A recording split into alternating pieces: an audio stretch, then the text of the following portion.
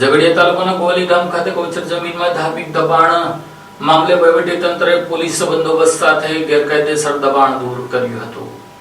ઝઘડા તાલુકાના ગોવાલી ગામ ખાતે કબ્રસ્તાનની બાજુમાં આવેલી ગ્રામ પંચાયત હસ્તકની ગૌચરની જમીન પર છેલ્લા 4 વર્ષથી અનધિકૃત બાંધકામ કરવામાં આવ્યું હતું। ગોવાલી ગામ નજીક દરગાહ આસપાસ કોઈપણ પ્રકારની મંજૂરી વિના બાંધકામ ઊભું કરવામાં આવ્યું હતું। આ મામલે ગામના કેતવભાઈ રાજેશ દેસાઈ દ્વારા વારંવાર ગ્રામ પંચાયત સમક્ષ રજૂઆત કરવામાં આવી હતી। ફરિયાદ નિવારણ કાર્યક્રમમાં પણ રજૂઆત થતા જિલ્લા વહીવટીતંત્રએ કાર્યવાહીનું આશ્વાસન આપ્યું હતું, પરંતુ લાંબા સમય સુધી કાર્યવાહી ન થતા મામલો ચર્ચામાં આવ્યો અને અંતે વહીવટીતંત્ર હરકતમાં આવ્યું। ગતરોજ વિવાદિત સ્થળની માપણી કરવામાં આવી, જેમાં સ્પષ્ટ થયું હતું કે બાંધકામ ગૌચરની જમીન પર જ કરવામાં આવ્યું છે। આ બાદ ગ્રામ પંચાયત દ્વારા આખરી નોટિસ પાઠવી નિયાઝ બાપુને બપોરે 2 વાગ્યા સુધી સ્વેચ્છતાએ બાંધકામ દૂર કરવા સૂચના આપવામાં આવી। સમય મર્યાદા પૂર્ણ થયા બાદ ગ્રામ પંચાયત દ્વારા પોલીસ પ્રોટેક્શન વચ્ચે ગેરકાયદેસર બાંધકામ દૂર કરવાની કાર્યવાહી હાથ ધરાઈ। કાર્યવાહી દરમિયાન દબાણકારો સાથે થોડી ચકમક સર્જાઈ, પરંતુ કાયદો અને વ્યવસ્થા જળવાઈ રહે તે માટે તંત્રએ કાર્યવાહી યથાવત રાખી। બીજી તરફ લોકોના જણાવ્યા મુજબ તંત્ર દ્વારા યોગ્ય સમય આપ્યા વિના શોર્ટ નોટિસ પીરિયડમાં કાર્યવાહી હાથ ધરી હોવાના આક્ષેપ સાથે નારાજગી વ્યક્ત કરી હતી। નિયાઝ બાપુ નામ છે મારું, નિયાઝ હુસેન સમીર શાહ દીવાન।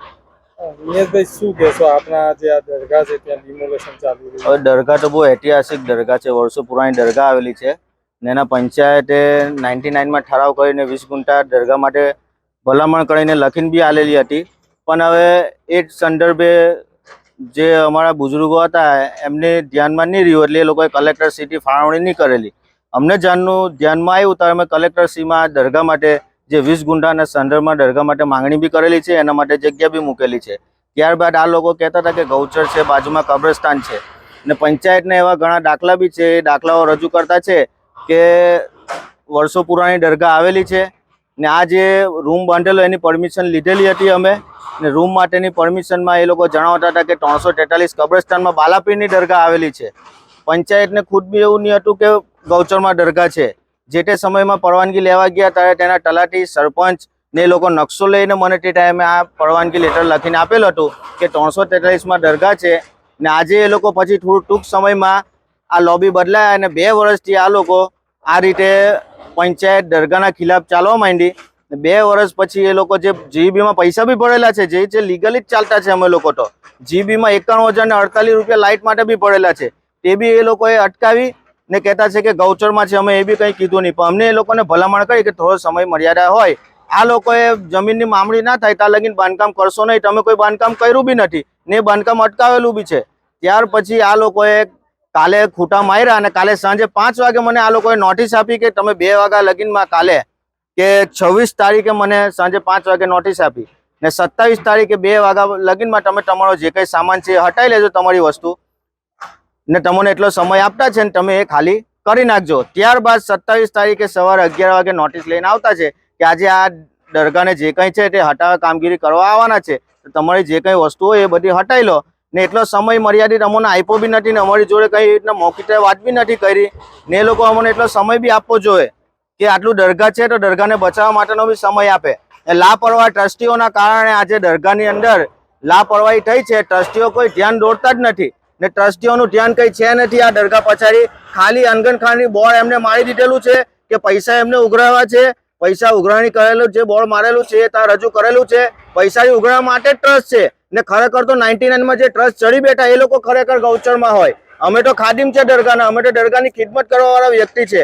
અમને દરગાહ જોડે કંઈ સ્વાર્થિકતા છે નથી, અમે અમારું જીવન દરગાહથી ચલાવતા જ નથી। અમે અમારી રીતે મહેનત મજૂરી કરીને અમારો ધંધો છે એ ચલાવીને જ ચલાવતા છે, ના કે એટલી મોટી આવક ઊભી થતી છે। અહીંયા આગળ શ્રદ્ધાળુ 150-200 માણસ જે ગુરુવારના દિવસે આવતા છે, એમનું ભંડોળ થતું છે, એમની આસ્થાને લગતું છે। એના માટે અમે કલેક્ટર સાહેબ શ્રીમાં જે અમારા વિરુદ્ધ જે કરવામાં આવ્યું હતું કંઈ ધર્માંતર થતું છે, નહીં ધર્માંતર કરવામાં આવે છે તો દરગાહના આસ્થાને જોડતા 90% હિન્દુ લોકો જ ત્યાં આવ્યા હતા કલેક્ટર સાહેબ શ્રીમાં રજૂઆત કરવા માટે। કંઈ આગળ એવું કંઈ થતું નથી, કંઈ ધર્માંતર થતું નથી ને વર્ષો પુરાણી દરગાહ છે।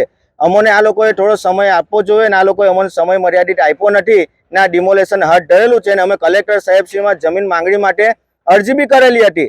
એવું જણાવ્યું, તલાટી સાહેબને જણાવેલું બી હતું, પણ તલાટી સાહેબે બી કંઈ ધ્યાન દોર્યું નહીં એ વાતનું ને આ વાતને લઈને કબ્રસ્તાન 343ની માપણી કરી નાખી।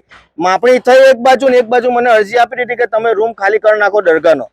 અમે એ લોકોને કંઈ અડચણરૂપ બનાવવા માંગતા નથી વચ્ચે, પણ કોઈ બી વસ્તુનો સમય આપવો એમને જરા જરૂરી હતો ને એ લોકોએ અમને સમય આપ્યો નહીં। ના એક તરફા એક જ બાજુ જોઈને ચાલવામાં આવેલું ષડયંત્ર લાગતું છે મને ને આ લોકોએ એક રાજકારણી એક નિગાહથી ચાલતા લોકો થઈ ગયેલા છે જે 169 ગૌચર છે, 54 હેક્ટર ગૌચર આવેલું છે ગોવાલી ગામમાં, ઝઘડિયા તાલુકાનું મોટામાં મોટું ગૌચર. આ લોકોએ માપણી કરી તો 343 બાજુના ખૂટામાં આવ્યા તો અહીંથી ગૌચર લઈને સીધું છેલ્લા ખૂણે લગીને જતું છે. તો આજે એ લોકોએ બધાને કેમ નોટિસ દી ફાળવીને કેમ એકદમ દરગાહને ફાળવી? આજે એ લોકોએ નોટિસ ફાળવી હતી તો બધાને ખાલી કરવા ફાળવી હતી ને આજે ડિમોલેશન હાથ ધરવું હતું, આખું જ ગૌચર સાફ કરવું હતું ને એ લોકોએ કેમ એક વ્યક્તિને લઈને ચાલ્યા? તમે આ જે ભૂલ છે તમારા ટ્રસ્ટી છે એવું તમે કહી રહ્યા છો. આ લોકો ટ્રસ્ટી લોકો કોઈ જવાબદાર નથી. ટ્રસ્ટી લોકો કોઈ વચ્ચે જવાબ આપવા આવ્યા છે? તમને લાગે છે ટ્રસ્ટ લોકો? ટ્રસ્ટ ખાલી દેખાવનું ટ્રસ્ટ છે. અહીંયા આગળ ખાલી પૈસા ઉઘરાવવા માટે બોર્ડ મારેલા છે ટ્રસ્ટના. નહીં આગળ જે કઈ છે તે લોકોએ એમની આસ્થાને લઈને કરેલું છે, ના કે નિયાત બાપુ એમના સ્વાર્થને લઈને ઊભું કરેલું છે. શું કહેશો? તલાટી એમ કીધું કે જો તમારા ટોળાને રોકવું હોય તો તમારી પાસે કોઈ પુરાવા હોય, તમારી માલિકી હોય આ જગ્યાને તો આપો. માલિકીમાં એમાં એ લોકોએ જે 99 માં ઠરાવ કરેલો ને એ જ અનુસંધાનમાં અમારા જે ગયડા લોકો હતા ને જે લોકો ટ્રસ્ટી ચડેલા હતા એ લોકોએ ટ્રસ્ટ બી 99 માં વકફ બોર્ડમાં ચડાવ્યું. વકફ બોર્ડમાં ચડી ગઈ જગ્યા બરાબર. હવે ગૌચર તો ચડી કેવી રીતના? હું તો ખાડીમ છું, મારે કઈ સ્વાર્થ લાભ નથી. એ લોકોએ ચડાવી કેવી રીતના? તો એ લોકોએ ટ્રસ્ટીઓ પાસે જવાબ માંગ્યો. નિયાઝ બાપુને નોટિસ પાડ્યો છે. નિયાઝ બાપુ ખાડીમ છે ને આસ્થાને લગતા આવતા છે. તમે બી જાણો છો કે મંદિરમાં કોઈ બી વ્યક્તિ આવે તો પૂંજારી મંદિર બનાવવા ના બેસે. આસ્થાને લગતા માણસો એ જ કામ કરાવતા હોય. અહીંયા બી કઈ નિયાઝ બાપુએ કઈ કરાવ્યું નતું. આ લોકોએ એક બાજુ તરફા બધા થઈ ગયા ને નિયાઝ બાપુને પણ બધું ઢોળવા ને લેન્ડ ગ્રેબિંગ બી 18 વ્યક્તિથી કરાવી તાકે પંચાયત કરે ને અમારે આટલી જગ્યામાં લેન્ડ ગ્રેબિંગ કરીને શું કરું સાહેબ? ને મારી જગ્યા બી છે, મારા ઘર બી મોટા મોટા છે, 150-200 ફૂટની જગ્યા છે, મારું ઘર છે. હું સ્વ રેસિડેન્સીમાં 10 નંબરમાં ભાડેથી બી રહું છું. મારે અહીં માલિકી હક દાવો કરવો હોય કબજો કરવો હોય તો અહીં આગળ ફેન્સિંગ કરી દેતે ને એવું કઈ દેખાતું નથી કે ફેન્સિંગ કરેલું છે. મેં અહીં આસ્થાને પ્રતિક 150-200 વર્ષ જૂની દરગાહ છે, રાજા રજવાઈ સહિત આવેલી દરગાહ છે ને અમને પંચાયતે લખીને બી આવેલું છે કે ગામના 50 વ્યક્તિઓની સહી જોડે અમને લખીને આપેલું છે. અને મારા દાદા 2014માં જયારે દાખલો લખાવ્યો પંચાયતમાંથી ત્યારે 50 લોકોની સહી જોડે પંચાયતે 50 વર્ષો અગાઉથી ઇકબાલ હસન દિવસ દરગાહની દેખભાળ કરતા છે એવું લખીને અમને આપેલું છે.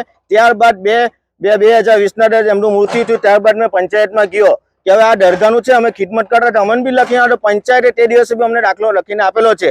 લાઇટ માટે બી અમે એમની પરવાનગી લીધેલી હતી, તે બી એ લોકોએ રદ કરી. અમે બધી પરવાનગી લીધેલી હતી. દરગાહ છે, દરગાહના ઓટલા હતા, એની પર હતું કન્સ્ટ્રક્શન ને ઓટલાની ઉપર દરગાહ ઊભી થયેલી છે. બાકી કોઈ જગ્યાએ અમે ઊભી કરેલ નથી ખોટી દરગાહ.